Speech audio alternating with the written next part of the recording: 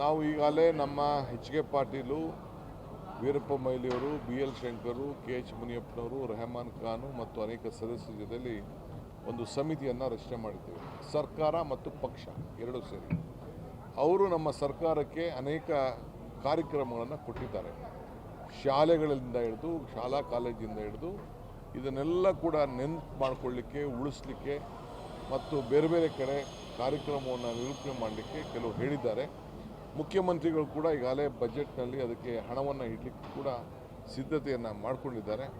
ಇಡೀ ವರ್ಷ ಕಾರ್ಯಕ್ರಮ ನಡೀತದೆ.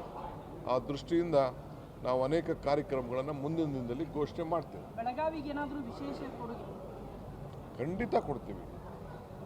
ಇವತ್ತು ಎಲ್ಲ ಜನ, ದೇಶದ ಜನ ಬೆಳಗಾವಿ ಎಲ್ಲಿದೆ ಅಂಥೇಳಿ ಗಾಂಧೀಜಿಯವರು ಈ ದೇಶದ ಸ್ವಾತಂತ್ರ್ಯದ ನಾಯಕತ್ವವನ್ನು ವಹಿಸಿ ಅವತ್ತೇ ಕಾಂಗ್ರೆಸ್ ಪರಿಚಯ ಮಾಡಿತು. ಅದನ್ನು ಮುಂದುವರಿಸುವಂಥ ಕೆಲಸವನ್ನು ನಾವು ಮಾಡ್ತೀವಿ.